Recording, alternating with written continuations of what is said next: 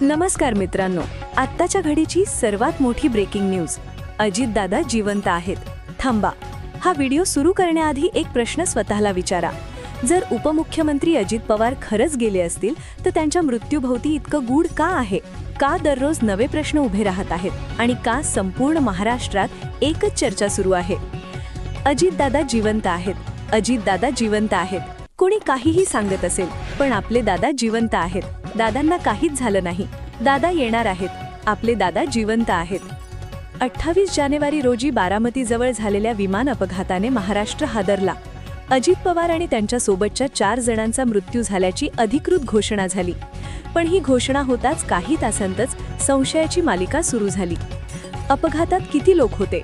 6 की 5? आकडे बदलले, माहिती बदलली आणि इथूनच संशय गडद होऊ लागला.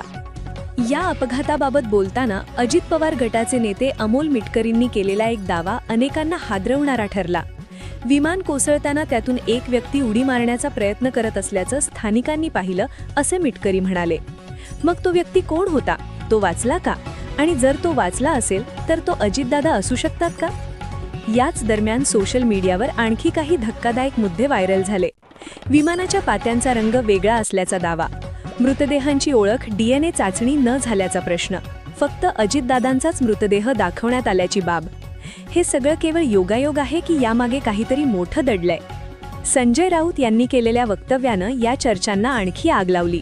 भ्रष्टाचाराच्या फायली, जीवाला धोका आणि मोठी राजकीय खेळी या शक्यता लोकांच्या मनात घर करून बसल्या. पण सत्य नेमकं काय? अजितदादा खरंच गेलेत का, की हा इतिहासातला सर्वात मोठा राजकीय रहस्य ठरणार आहे? या सगळ्या प्रश्नांची उत्तरं मिळवण्यासाठी हा व्हिडिओ शेवटपर्यंत पहा, कारण पुढे जे आहे ते तुम्हाला अस्वस्थ केल्याशिवाय राहणार नाही. उपमुख्यमंत्री अजित पवार यांच्या अकाली निधनानंतर राज्याच्या राजकीय वर्तुळात झपाट्यानं घडामोडी घडू लागल्या आहेत. त्याचबरोबर कार्यकर्ते आणि सामान्य नागरिकांकडूनही अजितदादांच्या मृत्यूबाबत अनेक शंका उपस्थित केल्या जात आहेत.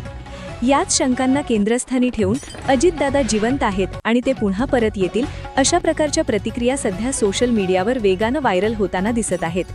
राजकारणात निर्माण झालेलं हे वातावरण आता मोठ्या चर्चेचा विषय ठरत आहे. म्हणूनच अजितदादा जिवंत आहेत असं का म्हटलं जात आहे आणि या चर्चांमध्ये खरंच काही तथ्य आहे का, याची सविस्तर माहिती देणारा हा व्हिडिओ शेवटपर्यंत नक्की पहा. उपमुख्यमंत्री अजित पवार आणि त्यांच्या सोबत असलेल्या 4 जणांचा 28 जानेवारी रोजी विमान अपघातात दुर्दैवी मृत्यू झाला. या अपघातानंतर अनेक प्रश्न उपस्थित होऊ लागले असून याबाबत दररोज नवनवीन माहिती समोर येताना दिसत आहे. या अपघातावर अनेक नेते, पदाधिकारी तसंच सामान्य नागरिकांकडूनही संशय व्यक्त केला जात आहे. त्याचबरोबर हा संशय आता हळूहळू एका विश्वासात बदलताना दिसतो आहे आणि तो म्हणजे अजितदादा जिवंत आहेत. यामागील चर्चेला सुरुवात झाली ती विमानात नेमके किती लोक होते यावरून. DGCAनं सुरुवातीला अपघातात 6 जणांचा मृत्यू झाल्याचं सांगितलं होतं आणि तशा बातम्या माध्यमांमध्ये झळकल्याही होत्या. मात्र त्यानंतर अपघातात मृतमुखी पडलेले फक्त 5च जण असल्याची माहिती समोर आली. याच दरम्यान अजित पवार गटाचे नेते अमोल मिटकरींनी एक धक्कादायक दावा केला. अपघात होण्याच्या वेळी विमानातून कोणीतरी उडी मारण्याचा प्रयत्न करत असल्याची माहिती मला सांगण्यात आली असल्याचं त्यांनी म्हटलं. अमोल मिटकरींनी अकोल्यातील एका सभेत बोलताना घटनेच्या दिवसाचा संपूर्ण घटनाक्रम मांडला. ते म्हणाले की घटनेच्या दिवशी सायंकाळी 5 वाजण्याच्या सुमारास मी स्वतः घटनास्थळी पोहोचलो होतो. तिथे उपस्थित असलेल्या स्थानिक सरपंचांनी मला हादरवून टाकणारी माहिती दिली. विमान कोसळत असताना त्यातून एक व्यक्ती बाहेर उडी मारण्याचा प्रयत्न करत असल्याचं त्यांनी पाहिलं होतं. त्या व्यक्तीला वाचवण्यासाठी गावकरी धावले, मात्र जवळ पोहोचण्याआधीच विमानाचा भीषण स्फोट झाला, असं मिटकरींनी सांगितलं. याचबरोबर अजित पवार यांच्या मृत्यूबाबत अमोल मिटकरी पहिल्या दिवसापासून संशय व्यक्त करत आहेत.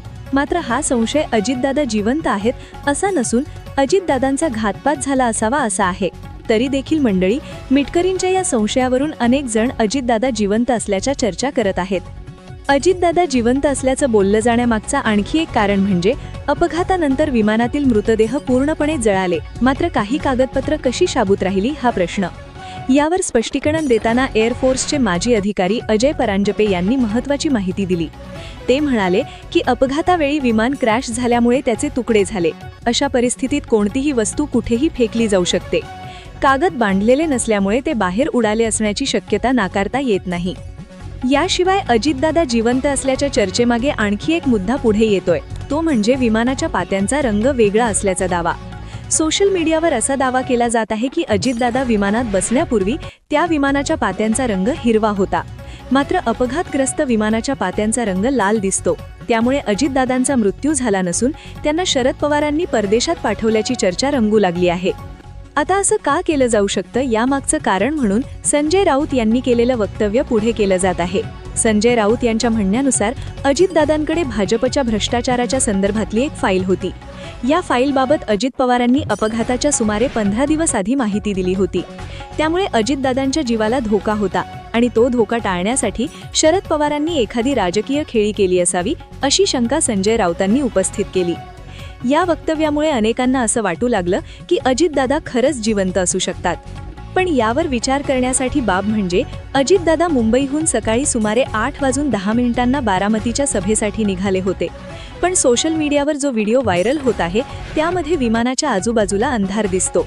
एकूणच पाहता अजितदादा शेवटच्या क्षणी विमानात बसतानाचा कोणताही स्पष्ट व्हिडिओ समोर आलेला नाही अशी माहिती पोलिसांनी दिली आहे. याचबरोबर आणखी काही प्रश्न उपस्थित केले जात आहेत. अपघातानंतर अजितदादांच्या मृतदेहाची ओळख सुरुवातीला घड्याळावरून करण्यात आल्याचं सांगितलं गेलं.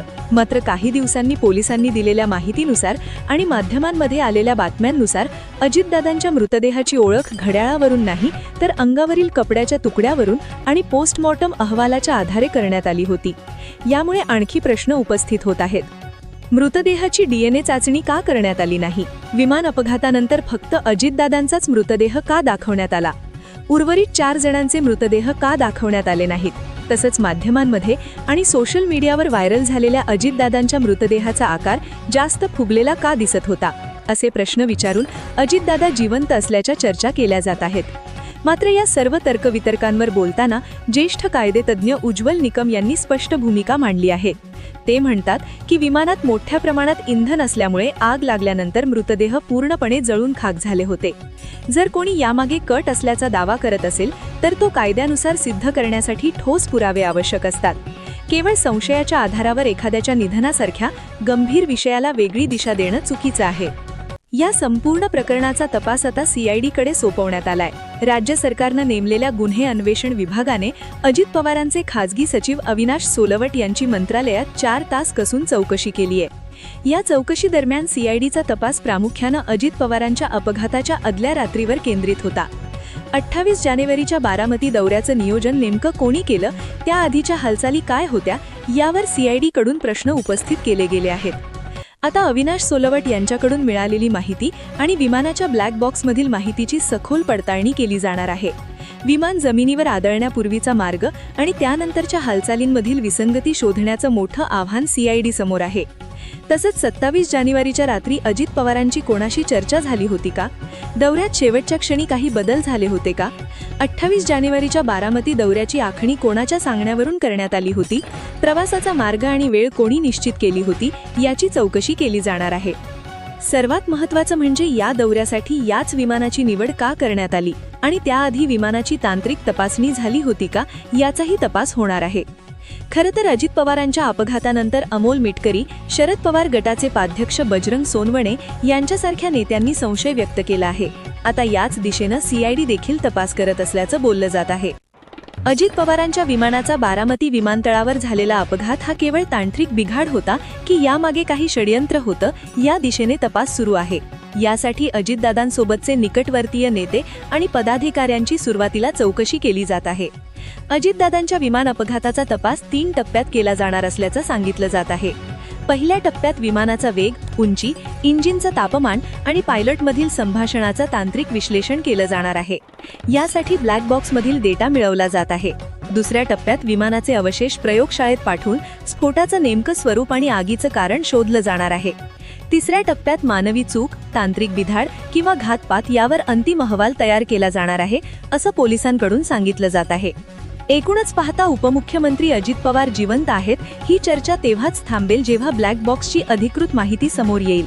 सध्या तरी अजितदादा जिवंत असल्याचा कोणताही ठोस किंवा अधिकृत पुरावा समोर आलेला नाही. फक्त शंका आणि लोकांच्या मनात असलेली अजितदादांबद्दलची आपुलकी. यामुळेच दादा जिवंत आहेत आणि ते परत येतील अशा चर्चा सुरू आहेत. आता अजितदादांचा मृत्यू खरंच अपघाती आहे की यामागे काही घातपात आहे हे तपासानंतरच स्पष्ट होईल. तोपर्यंत या चर्चा अशाच सुरू राहतील का, हा देखील एक मोठा प्रश्न आहे.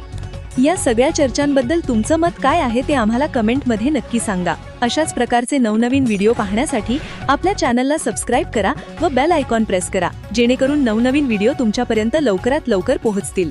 आमचा हा व्हिडिओ सोशल मीडियावरील चर्चेवर आधारित आहे.